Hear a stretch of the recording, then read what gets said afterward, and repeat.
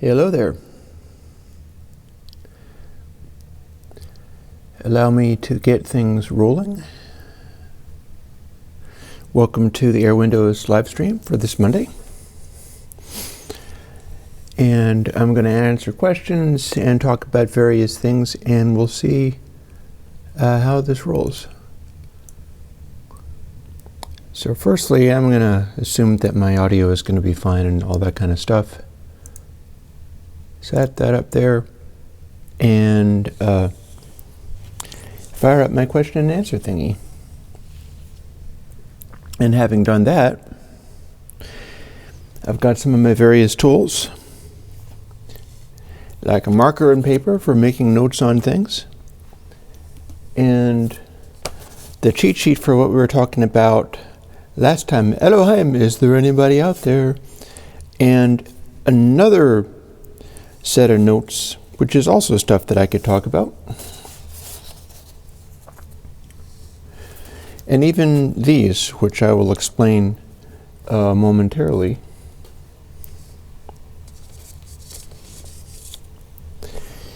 But yeah, this is, let me mess around with some of my stuff.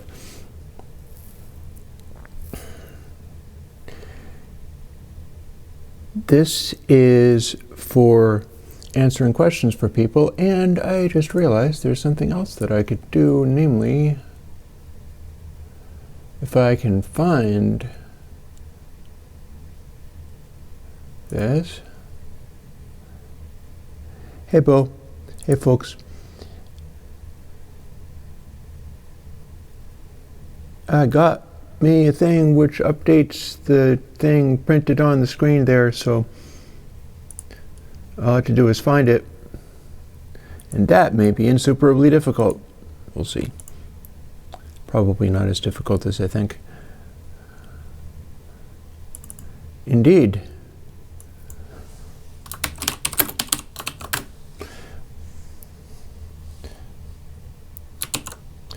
Found it.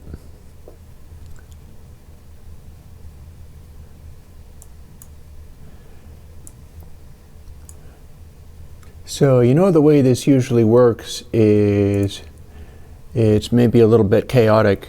I'm prepared to answer questions from people, but I'm also going to kind of do my best to be directional and talk about relevant things and so on and so forth. So pretty much what I have in mind is usual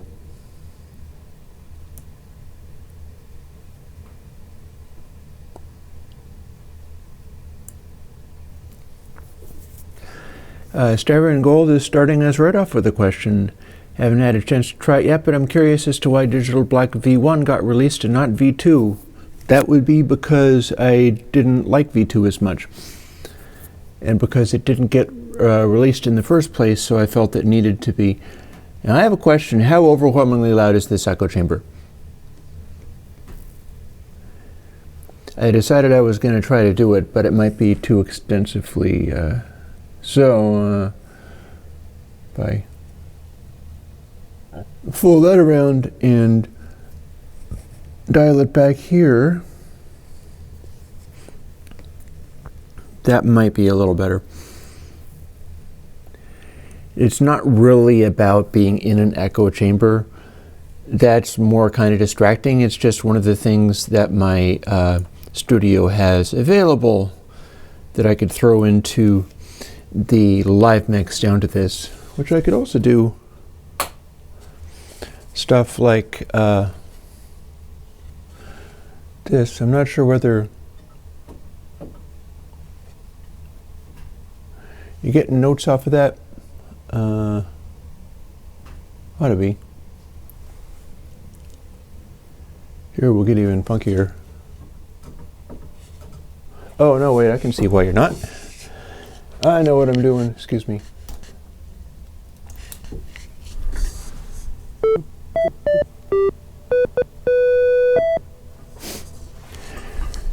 Now my challenge there is that, Ahmed, I'm hurt. You're the one that constantly wants space ambient.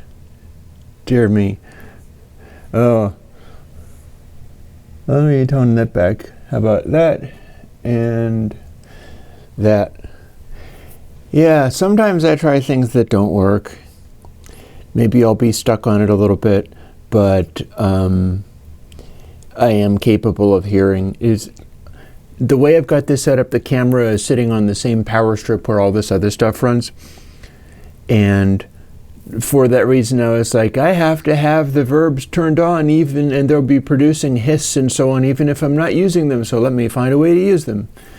And maybe that is not what we're about.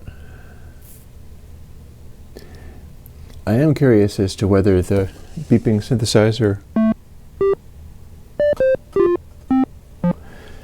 is in super deep echo, because I kind of told it to be. Here, let's test that assumption.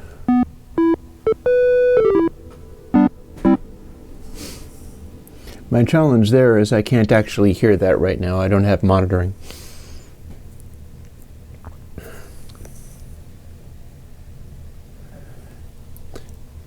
So,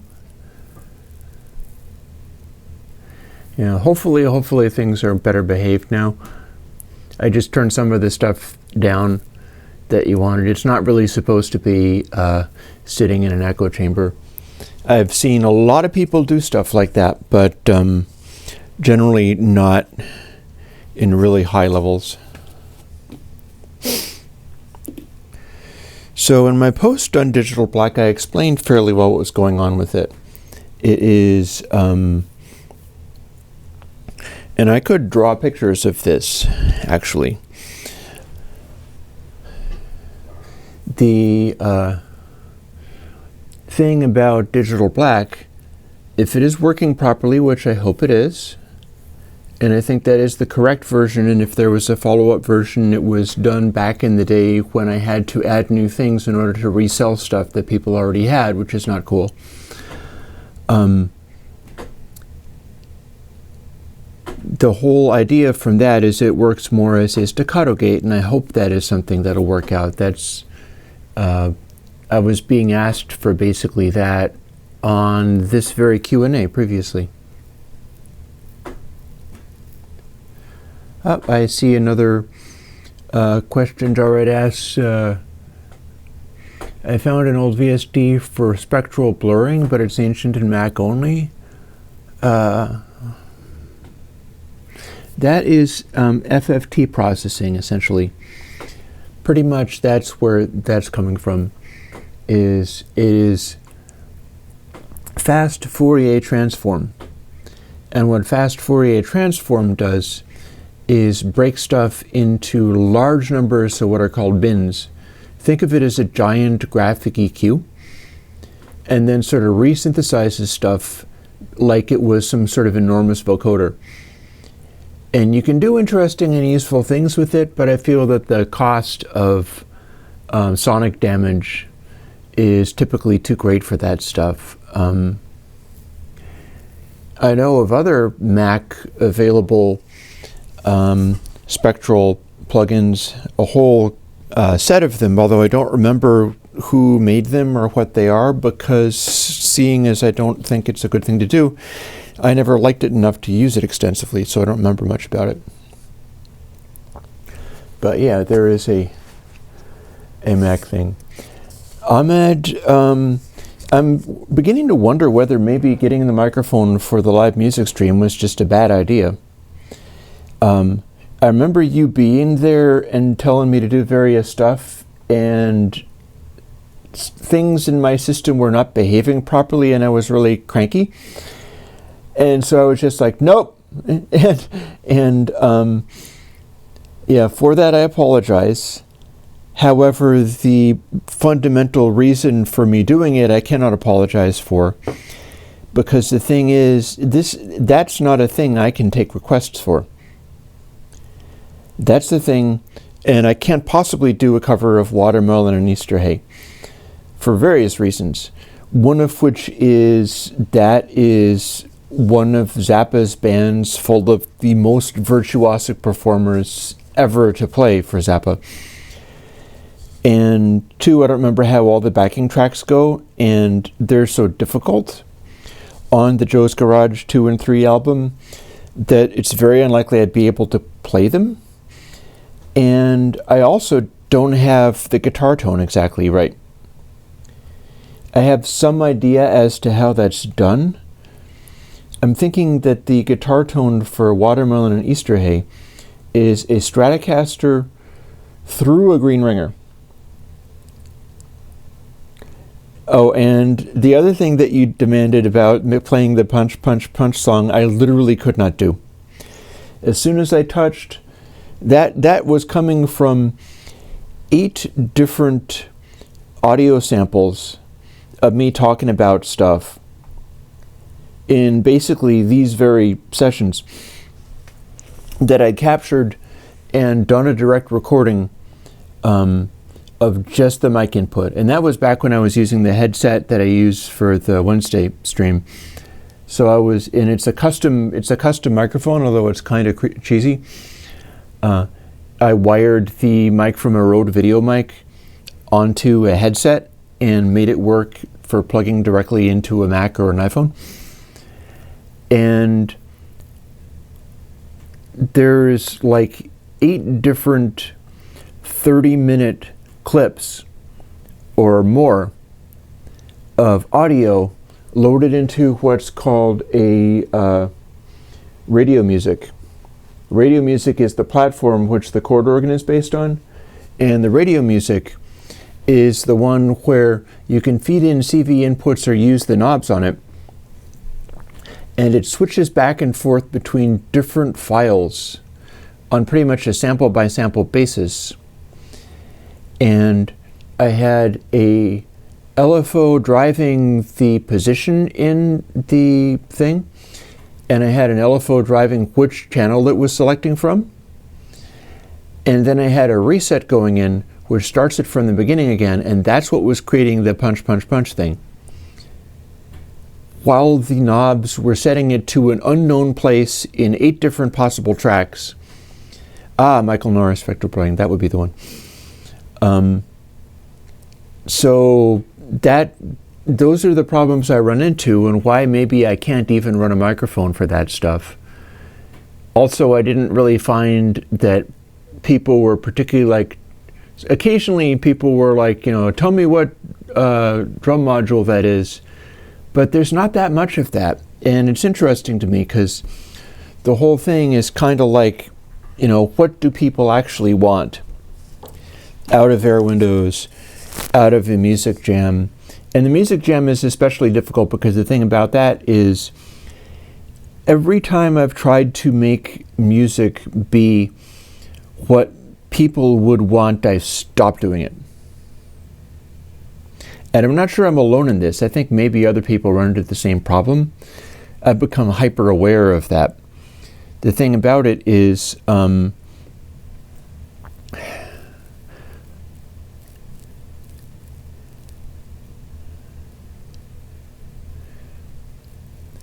for that particular session, again, this is what got me into this. I talked about this all last time, and we can dig more deeply into this kind of stuff.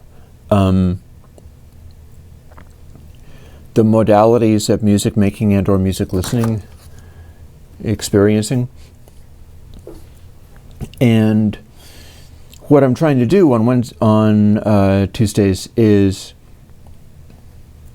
make stuff along the lines of things I would like to do, but the conceptual detail, the conceptual focus, if I start diverging from the stuff that I guess you could say my muse is demanding, I have nothing. Like, people can say, I would like you to do a country and western song, and like Zappa and Truck Driver Divorce. And the thing about that is I can hear a demand like that. I can want to comply with it. But then if I'm not following like what my creativity is doing, and I try to go in a direction like that, I'll come up dry. There will be nothing. And when I have nothing too often, I stop. And that's happened to me with creating music before, and it was not great. It was like years on end of doing absolutely nothing. There's a reason why when I demo plugins and things, because I'm fortunate enough to get ideas for plugins and be able to explore those, but it's always the same pieces of music because I'm not given ideas for music very often, and it's not often about the it's a tricky thing. Like I say sometimes, like I'm doing this alone. I have nobody to rely upon with this stuff, and that dictates sometimes the things that I can do, because if I'm doing this alone and I go to a place where I have no inspiration and it just all of the light goes out of it and it dies, I'm left with nothing. I'm sitting there like on a Tuesday going, I'm supposed to do this thing, I got nothing, and that's just a pile of silence, and there's no point even doing that. And if I stop doing this thing, if I stop doing any of these things, it's very difficult to get back in. Like I've talked about wanting to do another Evergreens, and I do intend to do one this month. But yeah, when I built that up into doing all the things at once as hard as I can, then I just kind of went splat. And when I stopped doing Evergreens, it stopped cold. So I got to be careful about stuff like that. And you can say maybe people would rather have me do Evergreens and talk about other people's music rather than, go live and jam some synthesizer stuff on Tuesdays. But the jamming the synthesizer stuff connects me with what I'm making the plugins about. Like it's giving me ideas for that. So, and paying attention to other stuff going on in the world sometimes does that as well. I've been making notes for things like the kits I was going to make, like this, and that is getting so full of ideas that it'll be a really big bundle for the mix kit, as it were. And there's also a really big bundle for a mastering kit. And, these are things I kind of have to get together. Let me scan over and see whether I've got any other questions. I've been kind of talking, but I've been mostly lamenting crap that I had to deal with.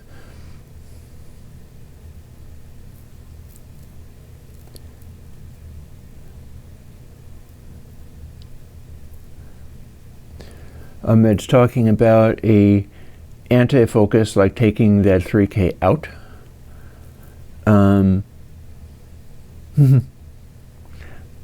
Call it HDHD and claim that it's named after Ahmed. Huh? You could try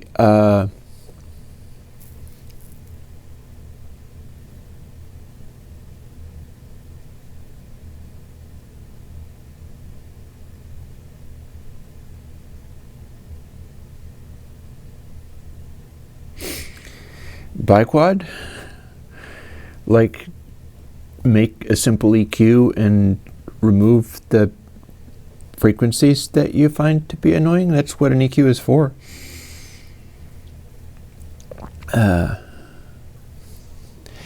Yeah, this might be not the most clicking with it together, bubbling over with ideas stream, but I think I can still answer questions, so there's that.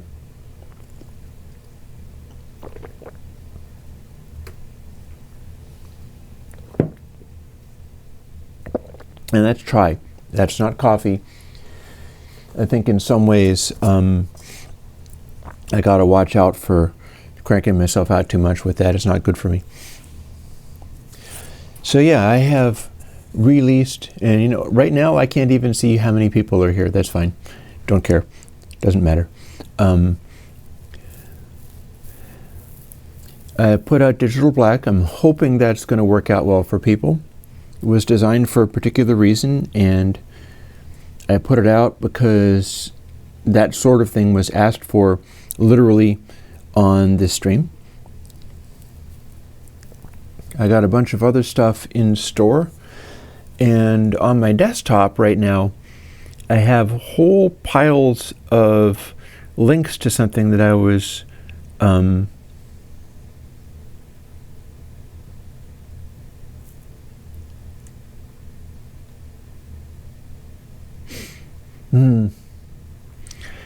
I was making whole piles of links to stuff. Maybe to the point where maybe one of the things that's going on with me is that this is in my brain, and now it's percolating so hard that I can't function. That does happen sometimes. That happens to me. And it'll have all kinds of funny effects, like trying different things out. Actually, here, I can show you one thing I'm trying out. I spent a little time doing this. Or wait, I'll make it do this. You see a color change anywhere? If you do, it's because I have a special light going on. And I spent quite a bit of time putting together this little light strip, which does some automated color shifting thing, because I needed something to be on the music stream that's better than the light I'm currently using. Because if I don't have any lights in, it's only the big colored lights that change in flash, it's too dim and the camera loses all of its frame rate and falls over. And I don't really know how to fix that, because that's yet another thing to learn. So I've had a basically LED bulb in shot the entire time. And so what I've got now is, instead of having the plain white LED bulb, that's a dramatic looking enough light, granted, but instead I've got a different, slower color change one that used to be the case for older streams. And I glued some insulation material, and by that I mean it's stuff that I've got that is extremely reflective, but it's sort of it's like bubble wrap, only it's stiff, and it's kind of like cardboard, and I can't explain it any better right now. But I glued that to the inside of a cardboard tube to make a sort of wedge shape, and then I glued the LED strips lengthwise along it so that it's kind of like a light concentrator. And then I stuck that on a mic stand where I have currently got a more powerful light on. And all of this is kind of on the mental train of chasing another thought, which was many hours a couple of days ago and persists, I think. I think that's what's causing my brain to not work today, is it's too busy working on this. Namely, I've been digging into the VST GUI thing hard enough that I've started to process on that as well.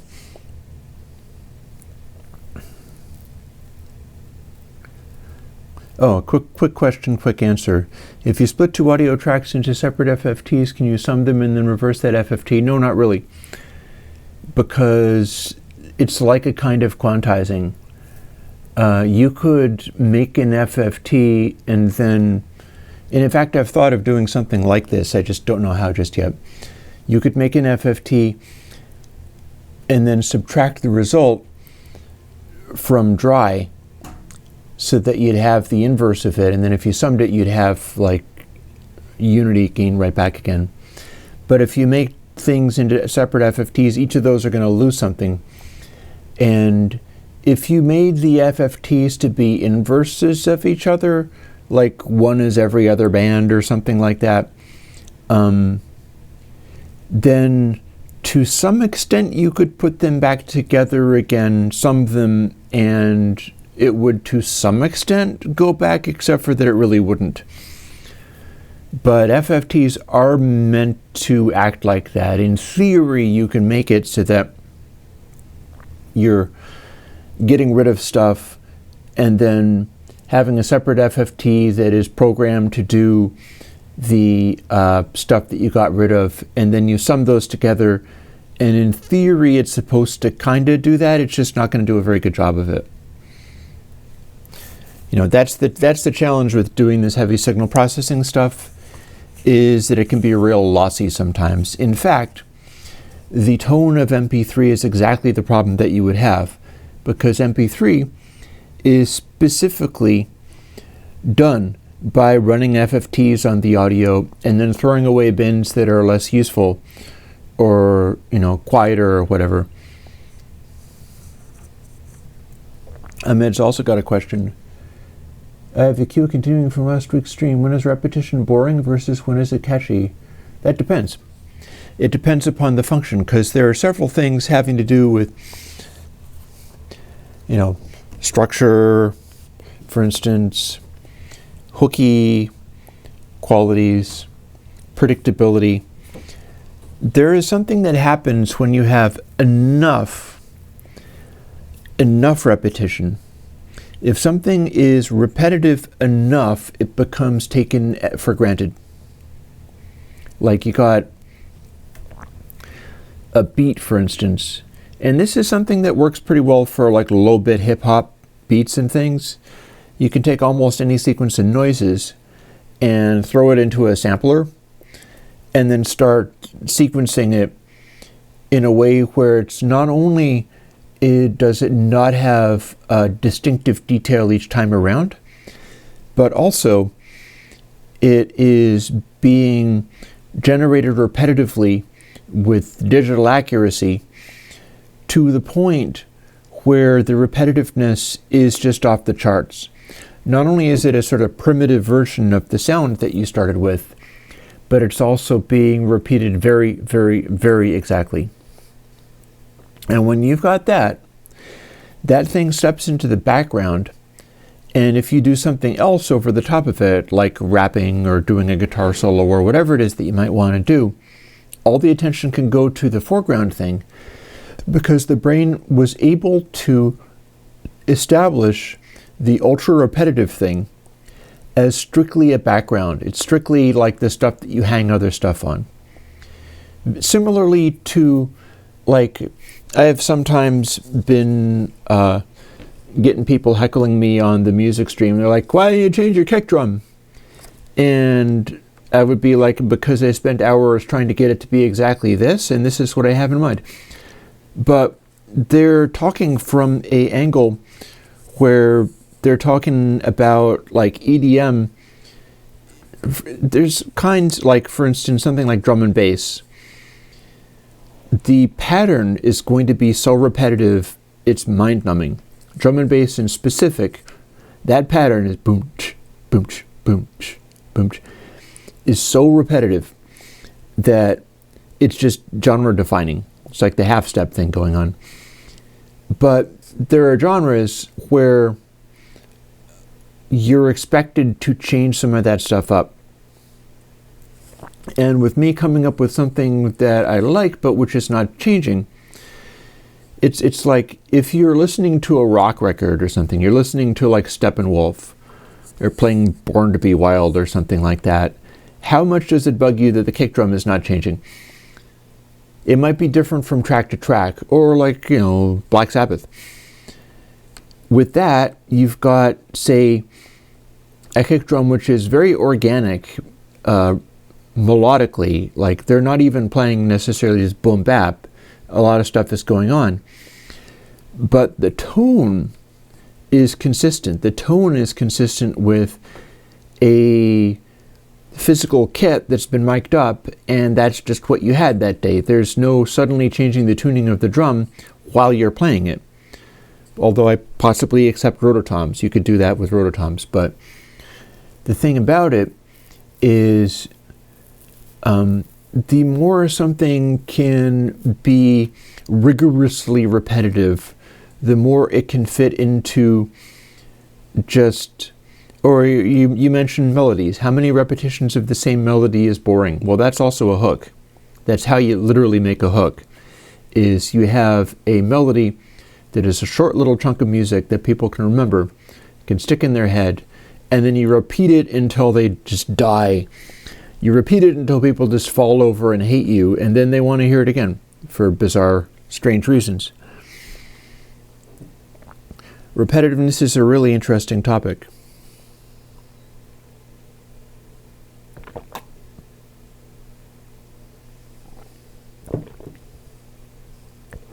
It's also one of the troubles I get into making music or trying to do stuff that is constantly interesting and unique.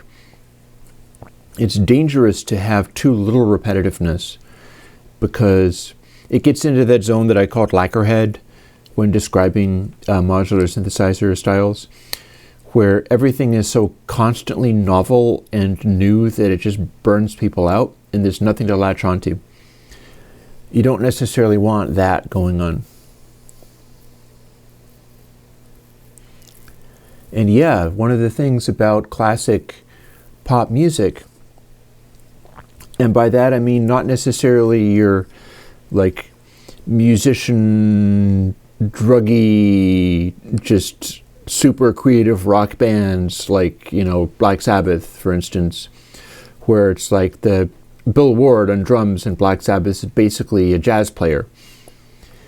And there's a lot of stuff, you know, Cream is another example. Ginger Baker was basically a jazz player. You got stuff like that, but then you have more disciplined pop music throughout the entire time pop music has ever been made, where you'd have a drummer who was just playing a very rigid beat and sticking to it with like grim certainty. There's certain people who have been super good at that. For instance, I have this old Hall & Oates album. It's Abandoned Luncheonette.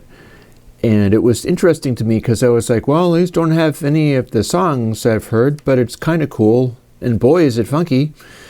And it turns out that most of the songs on that album had Bernard Purdie playing drums on them. And as a result, when you're listening to this really, really old Hall & Oates before they were stars, you're like, okay, that's a cool song, I guess. You know, it's not one of the most amazing things ever. But the song would kick off and you'd have these drum parts that are being just commanded by this guy who, you know, Bernard Purdie is the king of drum groove. So the thing about it is there is a great consistency to playing a groove where it doesn't have a bunch of goofy stuff thrown in. Like that kick is exactly where you expect it to be, and it's hitting right in the center of the groove as if it was being played by a machine. The guy just places everything so perfectly. Yeah, pretty.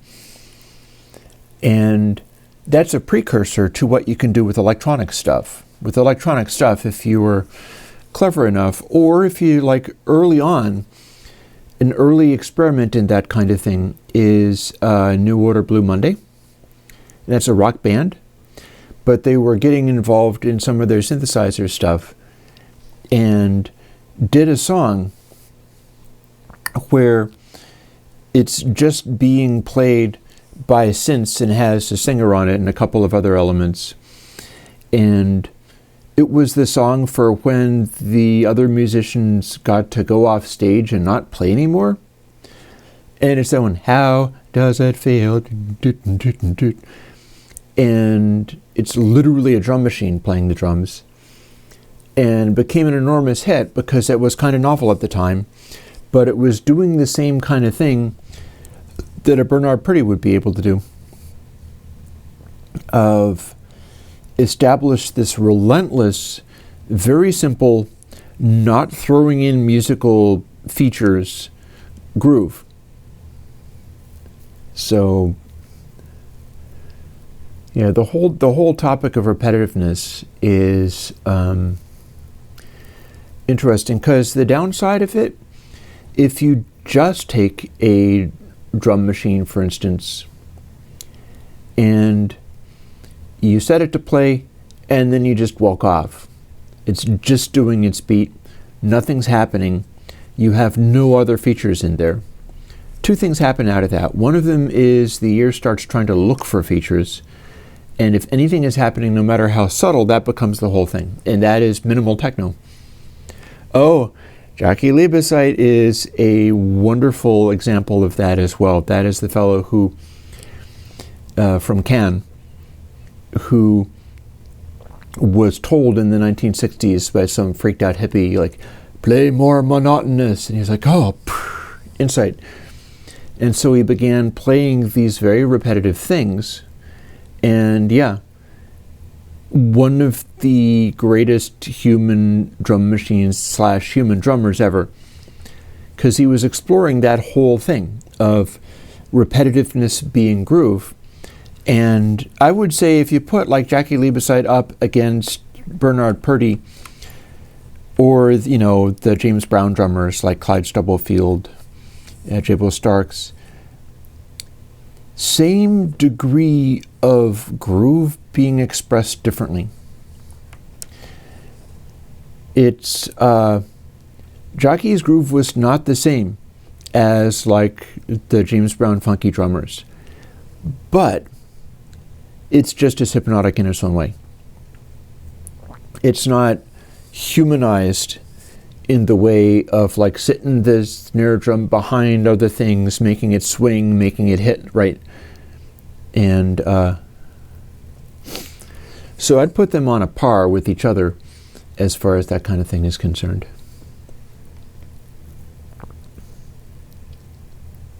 Oh, fair enough.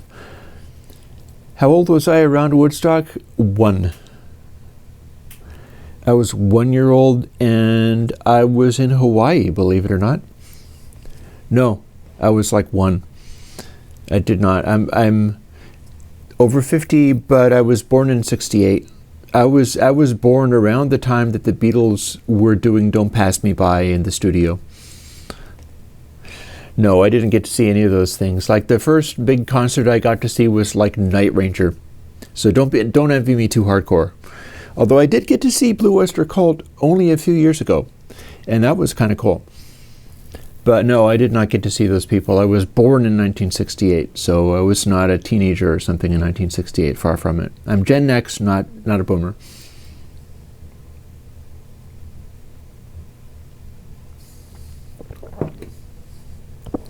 I did not begin to tell you what probably has me so distracted.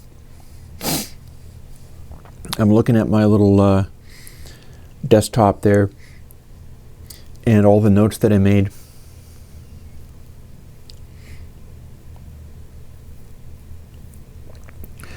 There is a console called the TG12345. No, Gen X 1965-75 or something.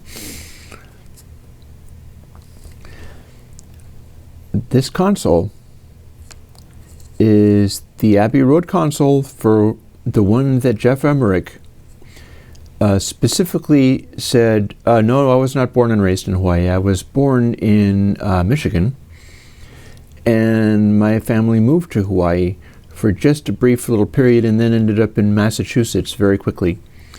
So I literally lived in Hawaii and never really got to know or experience it in any sense. Like, no surfing for the 1-year-old here. That's not a thing. So theoretically I was there, but not in such a way as I can appreciate it in any sense. So, Abbey Road 12345 console.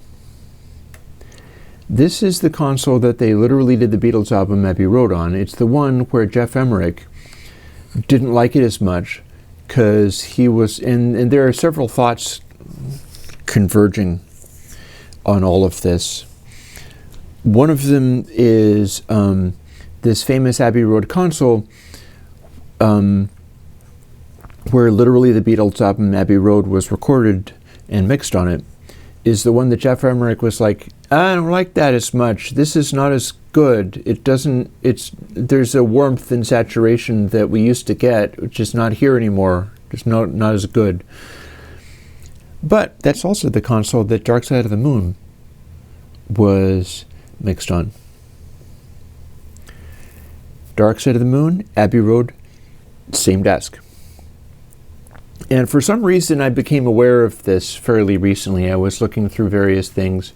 I think it was the Beatles book that not the Beatles, the Pink Floyd book that I got recently, which was like,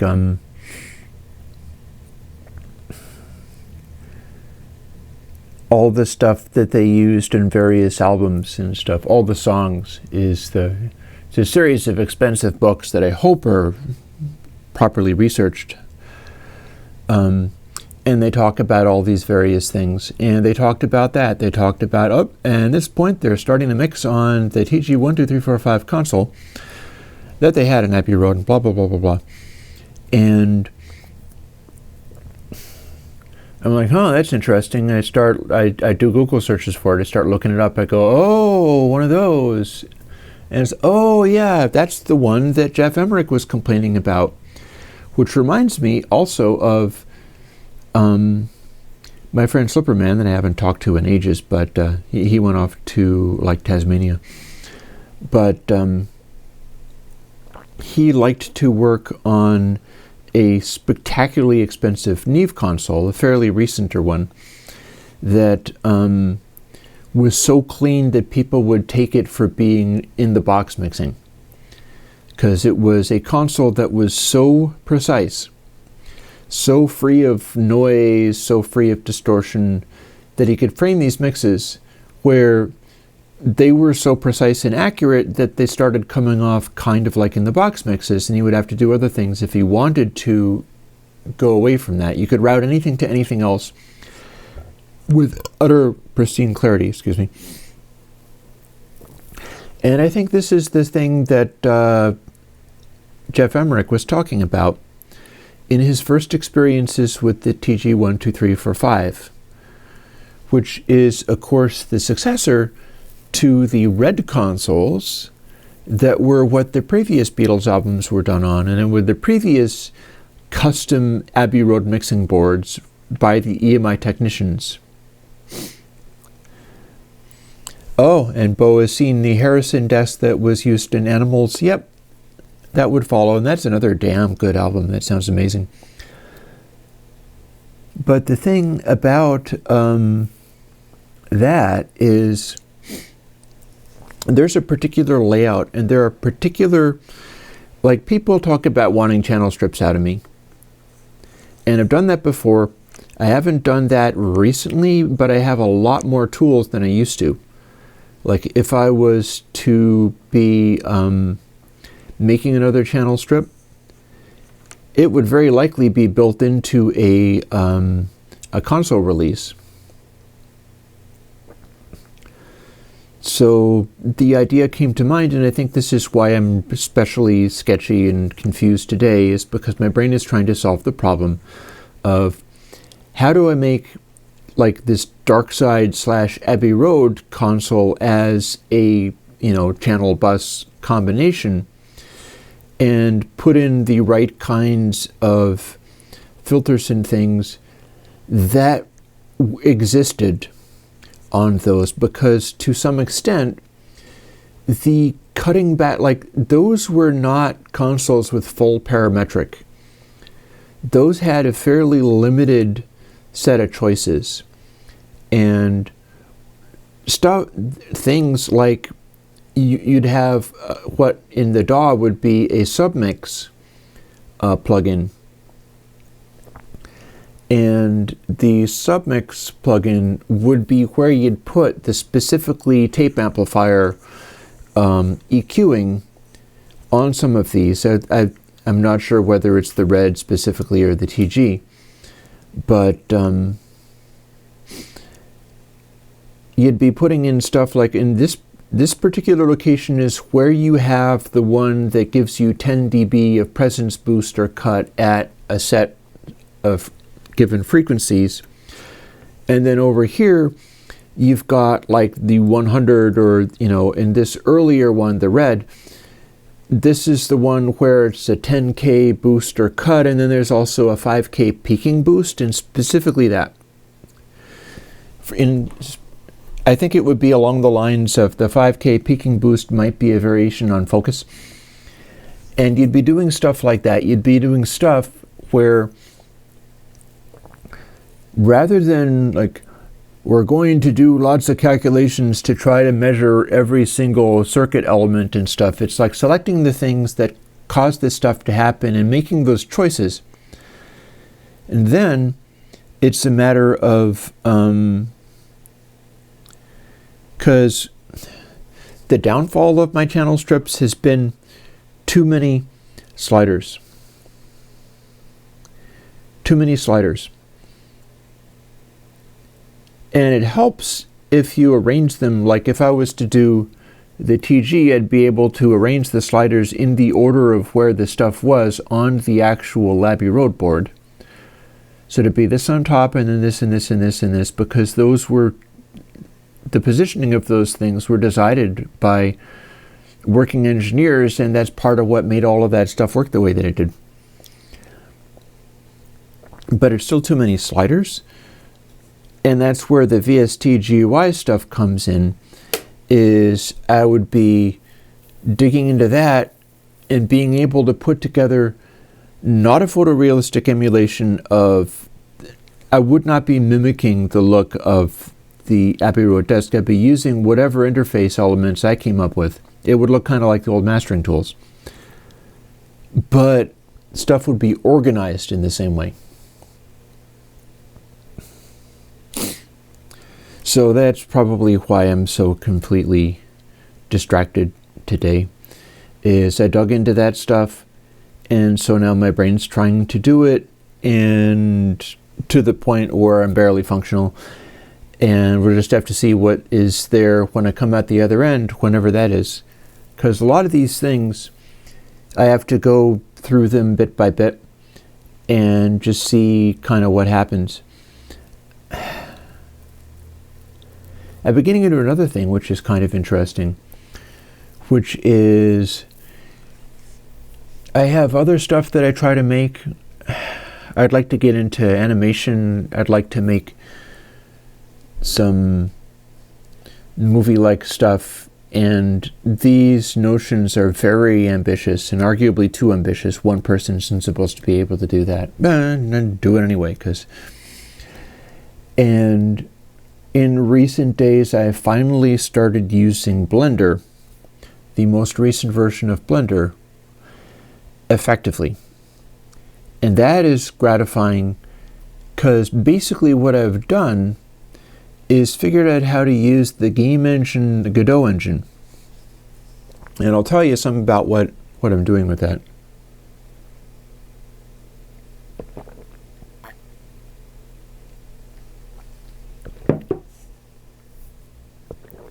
The thing with the Godot engine is it is an open source game engine, and it's also a platform where you can make little programs to do stuff. And it's kind of like back in the days of Visual Basic or something. It is a framework where you can do stuff, make these little buttons or switches, knobs, sliders, text entry fields and stuff. And if you know how to program that, and you program it in a thing called GDScript, which is Godot script, you can make these little programs to do stuff. So I made a little program to work out like various species of cartoon animal characters, and draw out their proportions by drawing circles on the screen. And in this way, I was doing things like, okay, how can I randomly generate characters quite easily? Just say, okay, this is a Fox cartoon, and it generates the proportions and zoop, and maybe randomizes stuff so you get different variations on it. And I'm going, what do I need to do in order to make it do these things and like successfully generate random characters with plausible proportions? And having done that, because I spent a lot of time doing that, it was always a notion of, shall I make this 3D? Or do I just make this as sketches and then try to do it using 2D animation, although I don't really like drawing very much. Like you'll notice today I have my pen and paper, but you notice me not drawing anything? I'm not being asked to, but I don't leap to drawing, never did. I write stuff, lots of stuff, but I don't just, that's the form of visual expression that's never really been part of me, and so it's not likely to be. But I think about things and figure out how to do stuff. So what I ended up doing was figuring out like what mode of software and design do I need to do to make this program that draws circles and composes character designs based on just stacks of circles for like arms and legs and things, just, you know, and then write those as 3D models. And I never got it to do 3D models in the Godot engine, but what I was able to do, Blender has Python scripting. So I did a little research and I found out that there was Python scripting that I could do, which turned out to be super, super easy. And how that worked was I would just go like, okay, you know, bpy engage or whatever. There's just 1 2-word command for like fire up the Python, folks. And then you start doing things called like, you know, make icosphere, and this is the radius and this is the location in XYZ coordinates. Well, I already had XYZ coordinates because I had made my circle drawing thing so that I could pivot with the slider and look at the design from all angles. It was as if it was drawing the character and then pivoting the character so that I could see it from different angles. And that required a bunch of trigonometry and stuff, which basically just means figure out how to use the sine function and so on. And I've done some of that stuff in plugins, so I can do that in 2 and 3D as well. But in order to make that work at all, I had to spell out like, okay, draw the circle like this, offset it like this. I'm doing that the hard way, and in fact, it's not a very good 3D representation. It was purely a hack.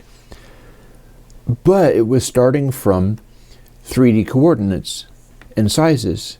So in theory, I could just punch out like, okay, make a bunch of spheres at exactly these locations. Turns out, all I had to do was write in a text box on the Godot engine this like Python invocation, and then start spitting out these icosphere things. Take that, copy it, paste it into the scripting section in Blender, just regular old Blender that you've got, and bam, instant 3D model made out of spheres. Mind you, they are all spheres that are intersecting each other, and there's no real sophistication about any of it. They're just all separate objects. There were some ways of doing things like, you know, higher resolution spheres or lower resolution or whatever. But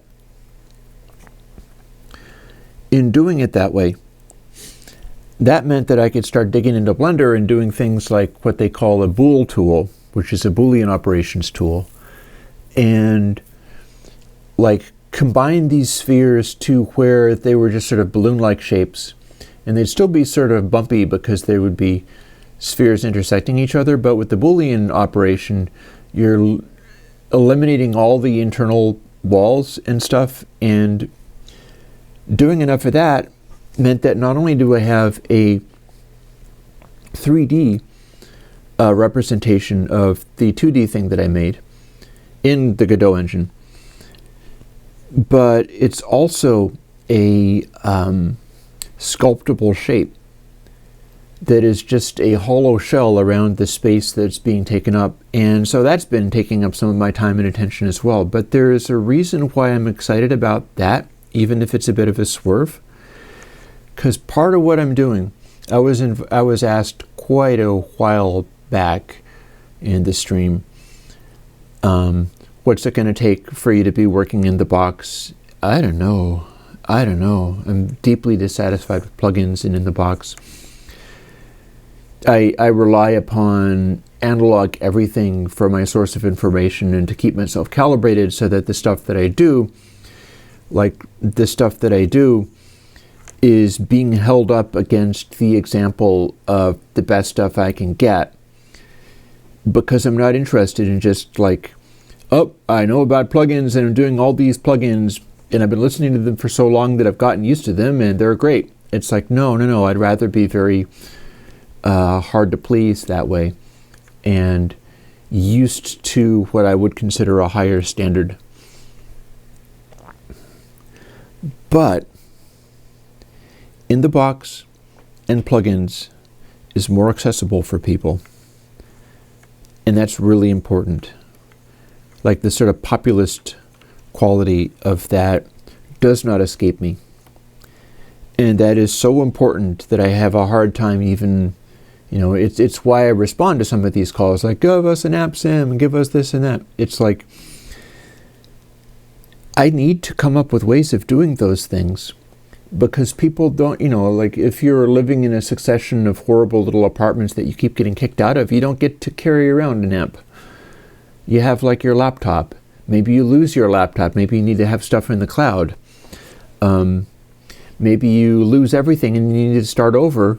And all you can do is like download a copy of Reaper because Reaper will let you use it whether you've got an active license file or not.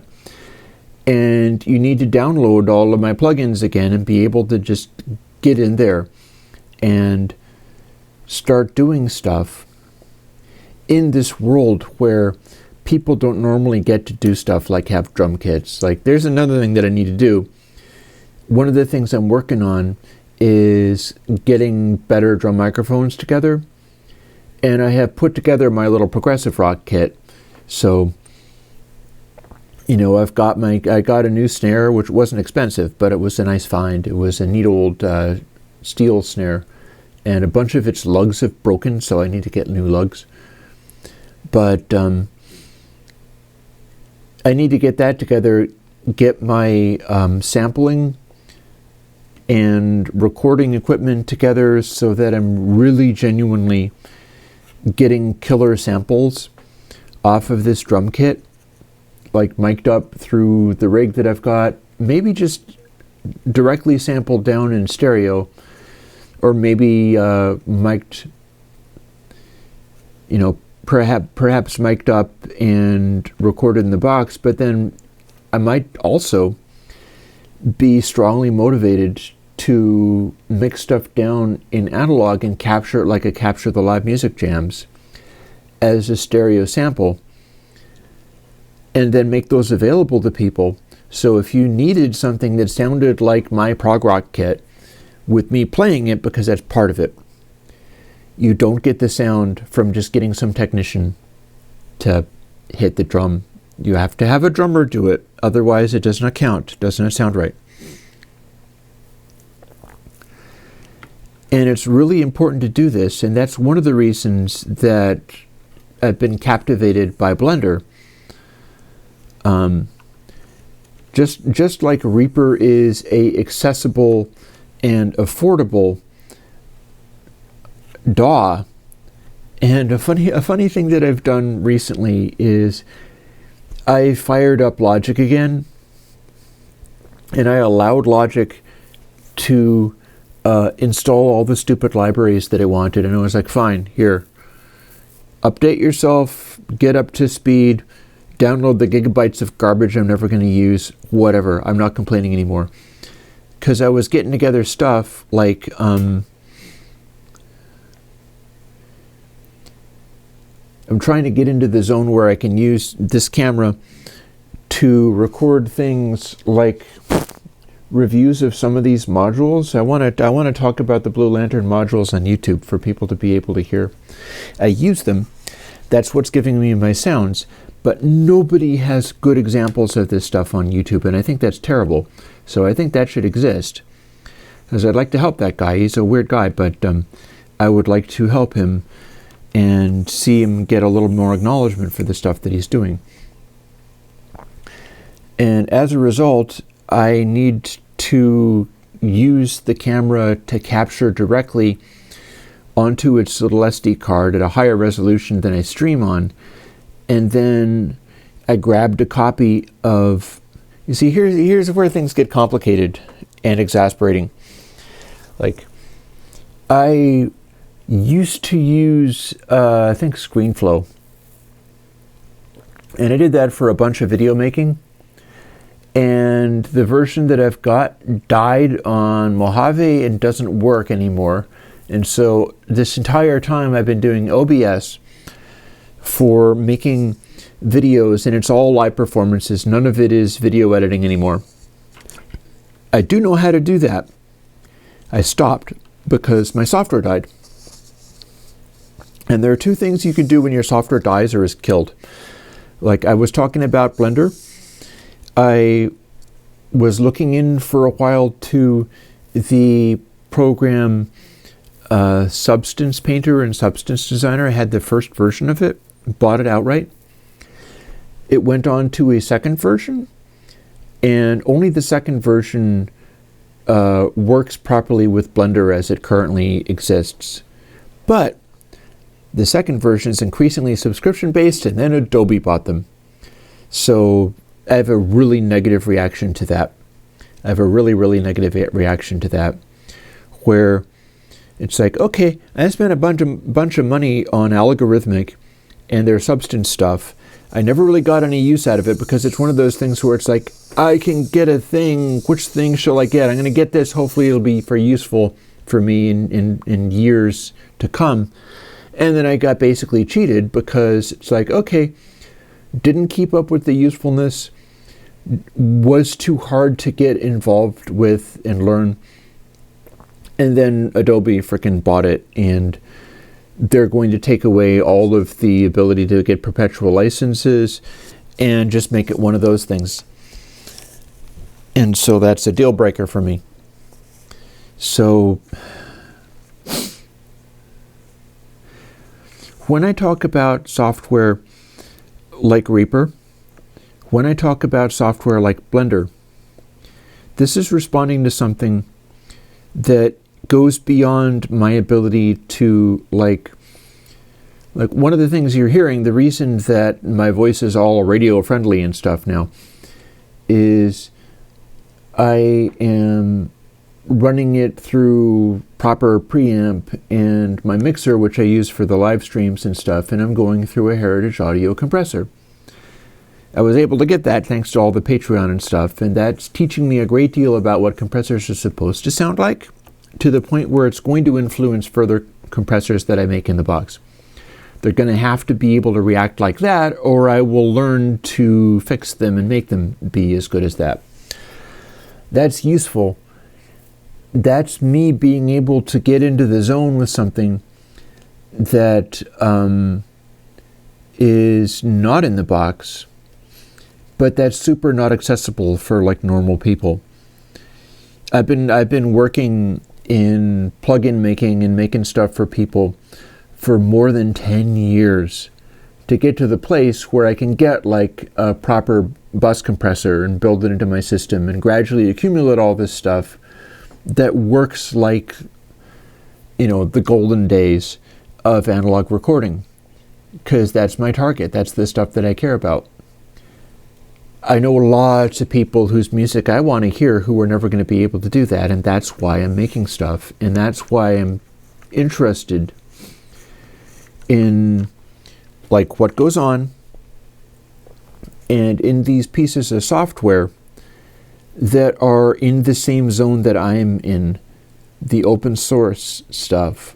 Like the stuff that I'm making and putting out there can't be taken away. if people really needed it ported to something, it's open source, so somebody could do that. And I'm especially interested in the various ways of doing things. Like, here's something that's super interesting. I'm not sure whether it necessarily interests you guys, but it's in the area that I consider valuable. I talk about Blender. Blender used to be really inaccessible. The UI for it was an absolute train wreck. And they revised it completely in a way that is much more discoverable, and then you can look up stuff that you need. And I found this to be true. Like the things that I was talking about, the character designs I was making, and then using the Godot engine, which is also open source. It's the same open source that I use, I believe it's MIT licensed. Using the Godot engine to make these designs algorithmically, like programming something to do a thing, and then having it write these scripts, these Python scripts that you can then punch into Blender and generate these surfaces and spheres that you can then sculpt in Blender and do these operations with. It's like rapid development. This is shit that people would have given so much to do 10, 20 years ago. It would have been completely fantasy land doing this kind of stuff. Now I can do it just because I know that it's possible to do. And that means you could do it as well. And the more of this exists within the open source world, the more these tools can become available to people who don't necessarily have resources. Like there's a whole thing, and I've lived that way for years, where you're surviving, you have survival, you have food. If you're lucky, you have somewhere to live. I haven't always had that, and you have no resources. You got nothing but your crappy little computer and time in the internet. That should be incredibly liberating. To the extent that it's not incredibly liberating, there's a problem. Like, that's what I'm looking at really with some of the plugin stuff that I'm talking about, like all these notes that I'm making on how to make a mix kit. And I brought up the Abbey Road TG12345 console, which was also used on Dark Side of the Moon. I brought up some of the red consoles, which were used in the earlier Beatles stuff. Those also have limited sets of controls and stuff that you could basically just normally do, like, oh, this is how you turn up the brightness. This is the brightness thing. And this is how they've arranged the stuff. And this is where, you know. And it should be possible to like go, okay, I have Reaper. It cost me what, 40 bucks, 80 bucks, something. And, you know, and then I can run it even without paying that because they let you. Or I have Blender. I just downloaded it. It's so open source that it doesn't cost anything. It's like supported in some other way. So I have Blender. Or, you know, I wanted plugins, so I downloaded everything Chris ever made. I have Airwindows. It's 80 megs of just impossible numbers of plugins, too many to pay any attention to, too many to figure out. And it should be possible to jump into the stuff like that and have your technical facilities equal to anything anybody else would have. I consider that really important stuff. And so that's why my brain is all distracted by trying to figure out stuff like these Abbey Road consoles, because next time I come up with a set of console plugins, I'm guessing it's going to go into that place where it's like, okay, you have the console plugin, and rather than being various experiments and just the basic summing things, this is the one where I included equalizers and stuff, and it's just an entire channel strip on all the channel strips, and then it comes with a detailed explanation of how you're supposed to do all of it, and you know, that sort of thing. Or people who would like to do 3D modeling or rendering or movie making or something like that. Hey, Blender has become amazing in just recent years. You got your Python scripts. Stephen K. is talking about Python scripts. Like, what if you had the ability, like, we're talking about musicians, right? That means maybe you've got like a Korg Nano Control or something. Again, $80 or so, something like that. You can get into a thing where it's like, this is a tiny little thing, and it's a little bitty MIDI controller with a bunch of sliders and knobs. What if you had Blender and you went, okay, I need to animate this thing. These are my characters. I modeled them, like maybe I designed them writing a program in writing a program in the Godot engine, or maybe Chris made available his one that you did. And therefore I have generated some characters in Blender, and I figured out how to rig them and so on, because people have figured this stuff out, and it's, walk us through it. How do you do this? Now, how do I animate them? Well, I could go frame by frame, or I could use my Korg Nano Control, which has like 8 sliders. What if I puppeteered it? What if, like, I'm listening to a audio thing and I'm trying to lip sync it or so on. So I've got these different sliders and I'm running through going like, okay, here's head tilt. Head tilt is these 2 things. So I'm going to over here and then play the sliders along as you're playing the thing through in real time. If you were able to do that, that would mean being able to do minutes on end of 3D animating, basically as a series of passes, much like running automation on a desk, doing that kind of latching. Again, I fired up Logic and got that going again, because I feel like when I get into these mix kits and so on, I'm going to need to do versions of the demonstration for all the different stuff, and they're going to have to include, the full visuals of the interfaces and all that kind of stuff, which I've been rather getting away from. And, if you can do mix automation, you should be able to puppeteer a character in Blender and do that kind of thing if you so wished. It should be possible to do that kind of stuff as if you were Frank Oz puppeteering Yoda, where it's like, okay, this is a thing that you would never have been able to do previously. We're doing some kind of werewolf character, or I have a alien that I'm animating and I'm like compositing it, because Blender also can do compositing. It has a sort of little mini video editor built into it, which is primitive, but Blender's free. And you should be able to do stuff like that, and then sort of act out these things using your $80 Korg Nano Control. I just don't know how yet, but with all these things, there's this combination of just me wanting to do stuff, me wanting to do creative stuff, and the reality of so many people out there who do not have the resources to, like, move to California, start an animation studio in, like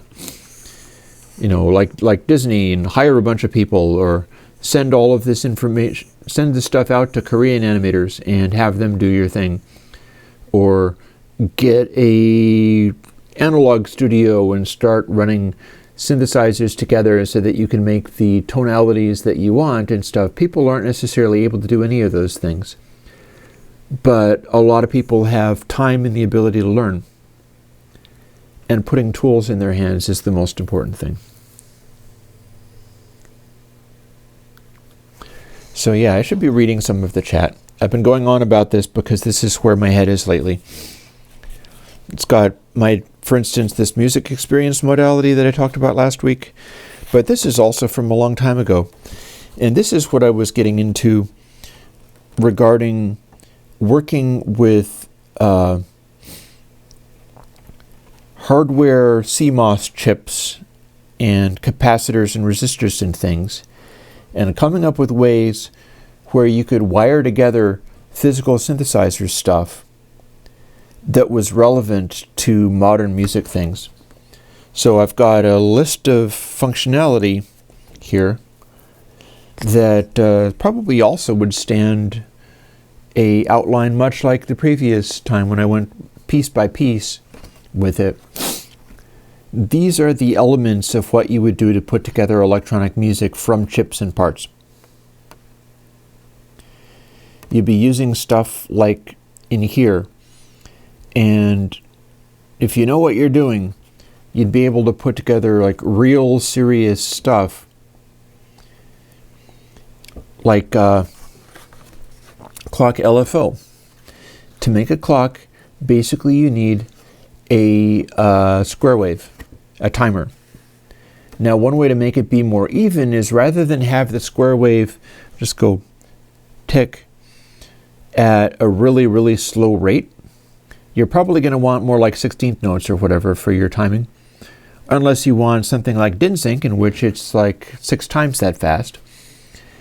So you're going to need octave dividers. You're going to need other chips to slow down this square wave. Next week's plugin, don't remember. You've also got LFOs.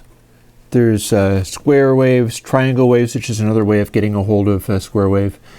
Any given circuit, like a Schmidt trigger oscillator circuit that will give you a square wave, can also give you a triangle wave much quieter, and you amplify it up and then you have a triangle wave. And there's other circuits for doing sine waves.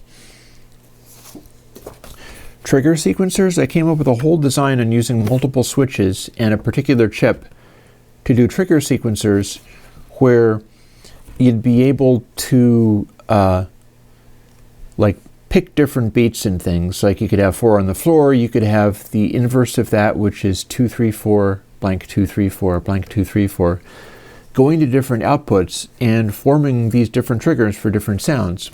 Once you've got that, you're doing things like pitch sequencers.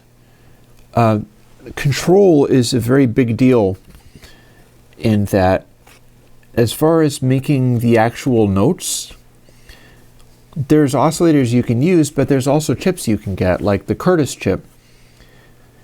You can get a Curtis chip, which is literally what went into classic synthesizers, many of them. It'll run really cleanly on 1 volt per octave, and it's very accessible and easy to do, and making it from the actual chips, not as expensive as you'd think, especially if you went for one of the knockoff chips that are available.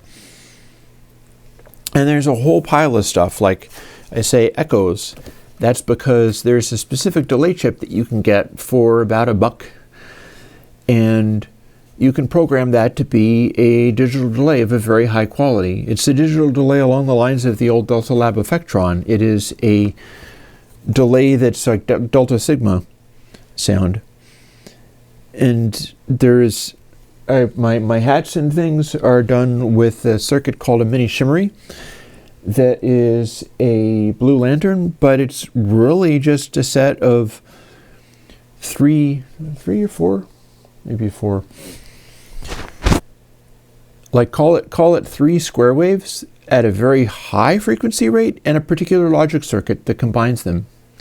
And you can get them from the guy at Blue Lantern. He's calling it a mini shimmery, but it's the same circuit in a bunch of classic like electronic cymbal sounds, and you can use it in many different ways. So you can make your own with the chip, and the chip will cost you about 30 cents. So this is all stuff that's along the same lines of things that are possible.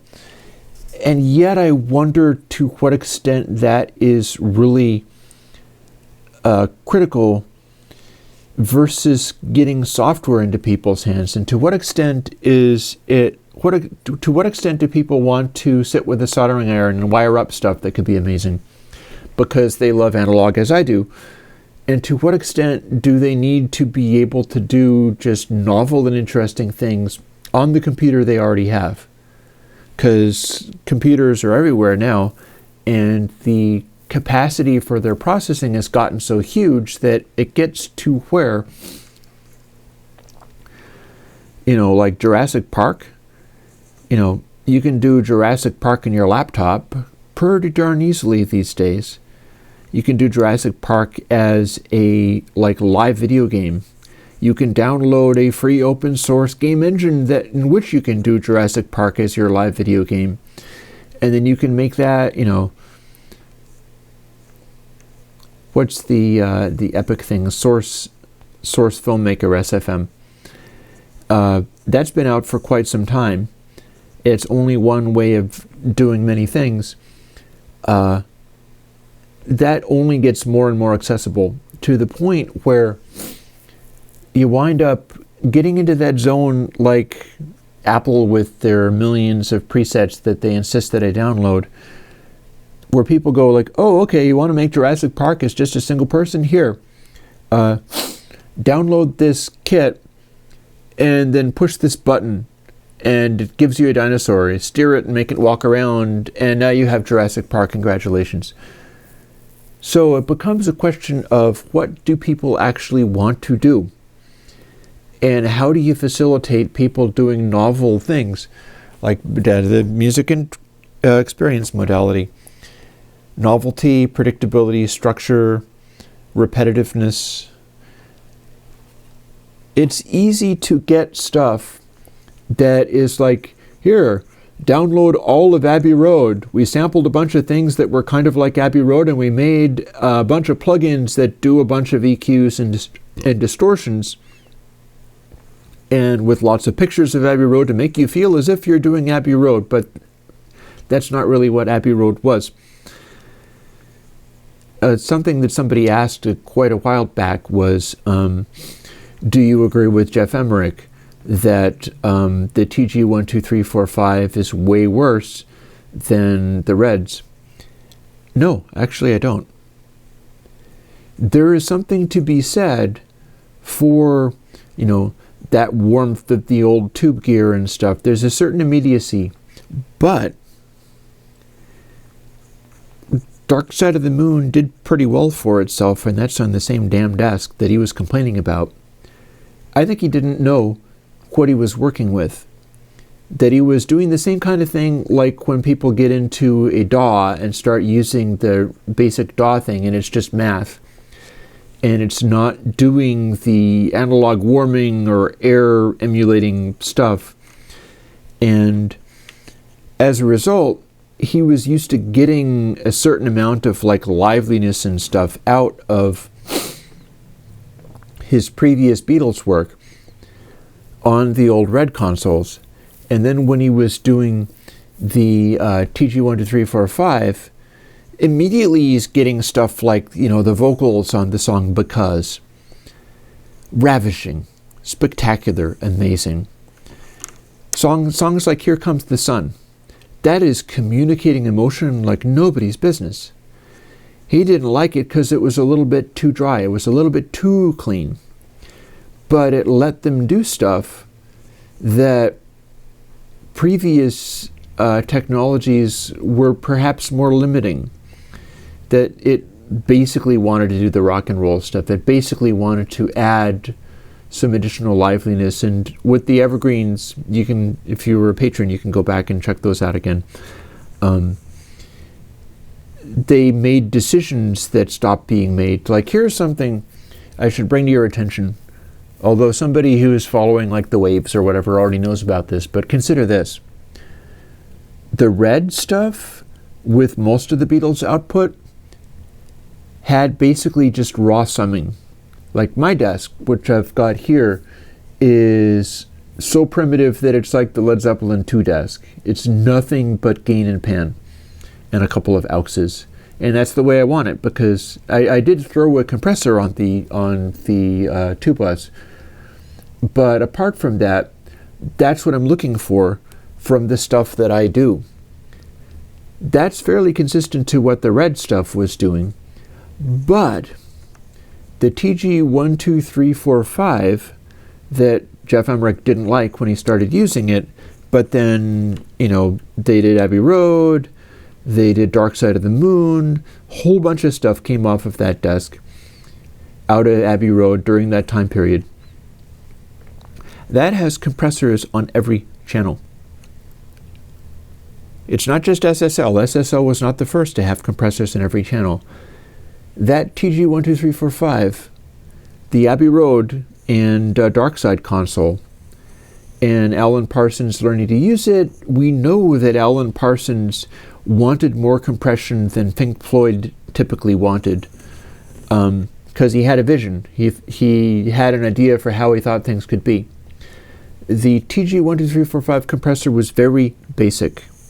It had different release speeds. There was a fixed attack speed no matter what. There were only two options for compression versus limiting.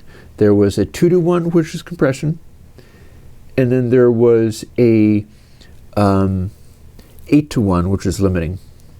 What I'm currently running on my compressor here is probably comparable to 2-to-1, maybe a little bit steeper. It's at 4-to-1, but I have a bit of dry wet, and that will tend to shallow out the ratio again. So if I had it like literally cranked full wet, I might be using a lower ratio than the 4-to-1 I'm sitting on. But so maybe you could call that like a lucky break as far as the way to compress. But yeah, very limited settings on that. Not a lot of time to fiddle around or make crazy results or effects and stuff. It was basically, this is what you got. But that console had not only certain particular EQ options on it, but also, the TG12345, that's compression on the channels. I can only assume that is input channels. So that would be pretty much wherever you wanted it. You could compress to tape, you could compress coming off tape.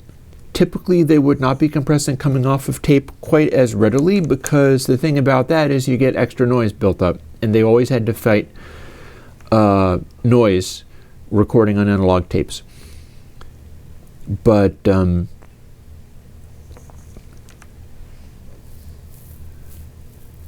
let me glance over stuff. We're already getting on towards 12:30.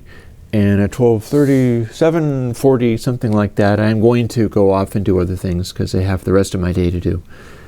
But this has been a day of me talking passionately about many things, many of which might be a little bit diffuse. All I can say is my brain is processing really hard and stuff. Among other things, Blender, like I told you about. I'm getting into 3D modeling. I'm going to be better at that, and I'm going to be making tools for that, which I already am. I just haven't been sharing them just yet. But quick question from somebody up at the top of the chat there. Could you make a free version of a granulizer plugin? I don't know if I have that at the top of my list.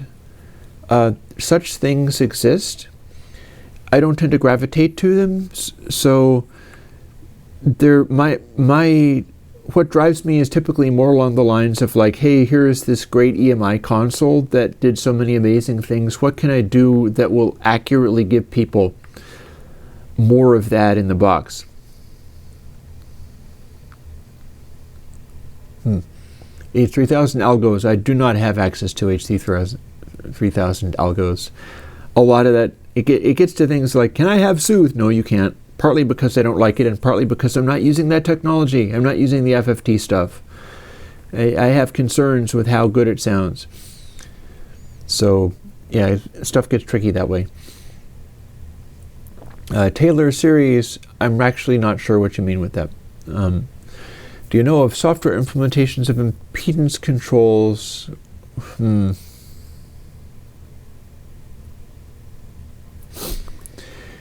Changing the effect of impedance going into the box, you are not going to be able to restore stuff that wasn't there in the original capture, but it's possible to shape things consistent with what's being done with different impedance controls.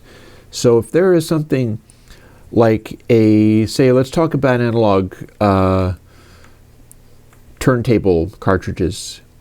If you've got a turntable pre and it has various impedance loading resistors, and your turntable is going through like a 47K or 100K or whatever that it going into the inputs, the different loadings of the cartridge going into the pre will give strikingly different sounds. If you have a sound that is like perfectly balanced and it's incredibly super airy and has exactly the right top end, you're not going to be able to directly get that out of digital processing, but you're going to be able to sort of ballpark it by manipulating the general brightness and balance of things. There's always multiple ways of doing things. Now, when you're doing the impedance properly, that means you're getting that balance with less extraneous stuff going on. That's why to do it. That's why to get it right the first time, is because it's like, are you going to run extra EQ stages to approximate what you were supposed to get in the first time? Or are you going, it's like the same thing as miking up a guitar cab. I've got an ISO cab. I have a mic in there.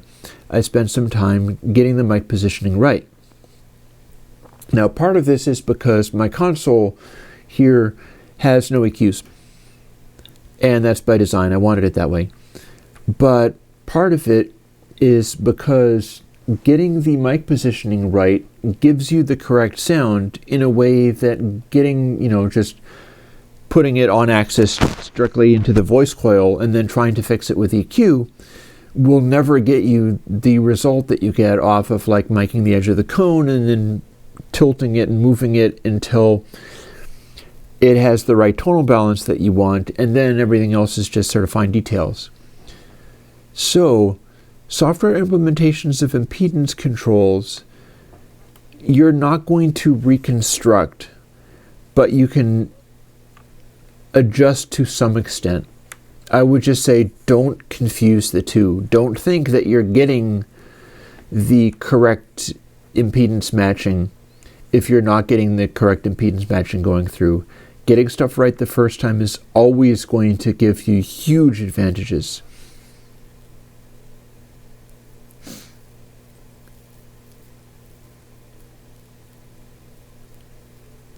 Oberheim Sim Pro, that might be the Curtis filter I was talking about. And yeah, that's the thing, is it's always easier for me to load some poly VSTI like Diva, Zebra, etc. And as stuff like that starts being able to load plugins and things, eventually there will be like synthesizer makers who are like, okay, here's the synthesizer, this is the internal bus for individual like paraphonic or note stealing algorithms, like much like the old Oberheim, where you had to program each single voice distinctly and then it would fire them based on the polyphony. Hey, talk to you later, Ahmed. If you have a plugin where it's like, these are the 8 voices, it fires these in this sequence, here is a plugin chain that you can put on the individual voices. So you can put different EQs or reverbs on the individual voices.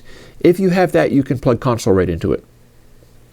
We just don't have that yet because I don't think anybody has made a synthesizer where it's being done using AU or VST plugins. If somebody has, I'd really like to know about it because I would buy the heck out of that thing. But no, I don't think anybody has done that. But it's possible, because it's in the box and you can do whatever you want. If anybody is making a synthesizer and also knows how to host things like AUs or VSTs, maybe I should bug Guillaume of Blue Cat to do this. He already does a lot of things like it, and it wouldn't really take very much. Almost all you'd need is like, okay, this takes MIDI input, fine. There's ways of doing that. And here's a set of oscillator generators. They're monophonic oscillators, and they're feeding a separate plug-in chain. And here's where they sum, and here's where you can put different plugins in different places. And in some ways, that's so trivial, and in other ways, it's so powerful. Machine and the new Akai can do that, but they're not synths. Because what you'd need to do is basically have a note assigning algorithm and be sending or driving individual oscillators. Basically, all you need to do is drive oscillators and be able to do stuff that is, your oscillators and your control voltages need to be able to run plugins. So what you'd be doing is changing various things in all of that. And I wonder whether to some extent that's just just VCV rec. I'm wondering to what extent it's just only VCV rec. Because the thing about the plugins is that you need to run buffering. And this is possible to do. But it's a very good question. It's a very good question. So if you're running buffering properly and you're not specifically doing VCV rec, then you don't have to do it on a sample by sample basis, and you can focus on just this is the sound of this circuitry inside the synthesizer I'm inventing. And you throw coils on everything or whatever. You throw some of my various plugins for subtle tone shaping. You throw channel with its Neve setting or something all over the place and affect not only the output of the synth, but also the way that it's summing and combining stuff together. That is what you'd be doing.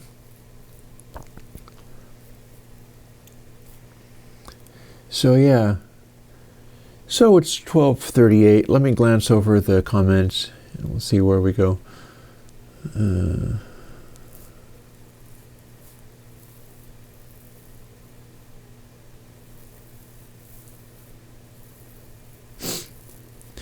Yeah, using slower ratio is like keeping more of the transients of the original signal. Correct. And hey Tony, in here for a moment. And yeah, Bo, the thing about desks is that back in the day, you did everything through the desk. Also places like Sound City and their classic, the Sound City hits done on their classic Neve, you did everything through the desk. This is not a situation where you had a bunch of weird outboard and stuff. Back in the day, these classic days when stuff like that was going on, you did everything through the desk.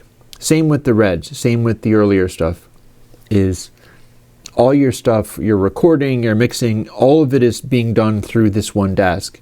And it's got recorders patched into it, and then you're just in and out, everything is being done through that.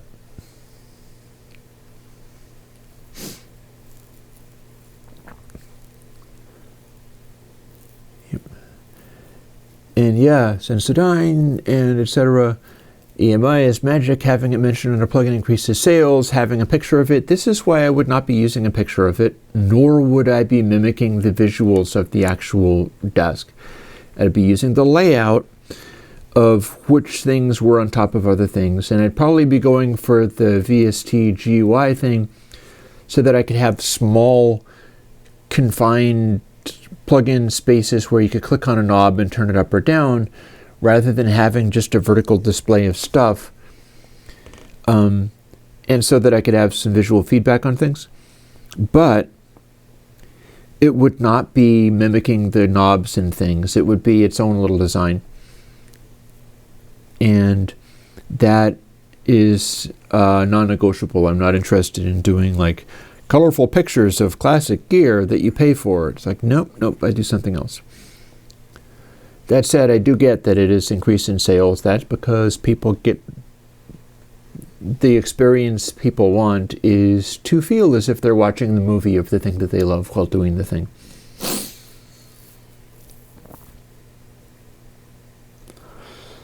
And I got a quick question from Jared Bronner before I go do other stuff for the day.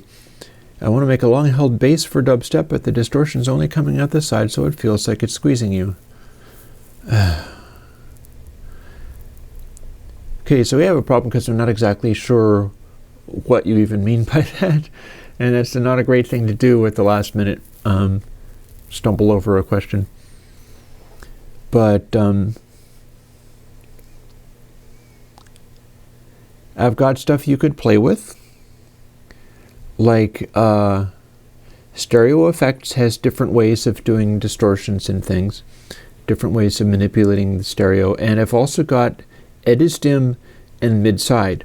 So one thing you might be able to do is switch left-right over to mid-side by running the Edisdim plugin. Put some kind of distortion on that's likely to distort the mid much more than the side because it's going to be a lot louder. And then change it back again. And then maybe you will have your distortion that's more focused around the center, and it will tend to squish stuff out to the side, I think. But these are the things you'd be fooling around with. You'd be fooling around with like mid-side processing and stuff like that. Because what you're trying to do is get a different behavior rather than having your distortion stuff crackling on the sides and being distracting. So that there you go.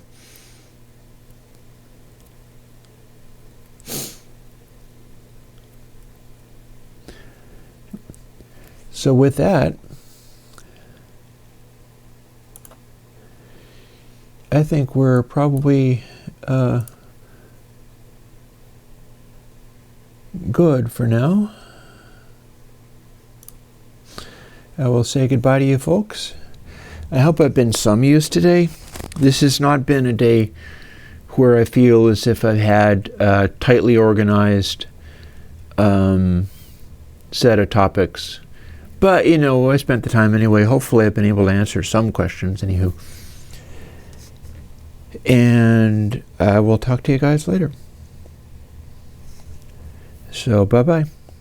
And I'll be doing a music jam of some kind, although there may not be, I might not be responding to chat anymore, hard to say, on Tuesday. And then on Wednesday, I'm hanging out with my friends playing Minecraft, and any of you can join me if you like. So for now, I'll talk to you later.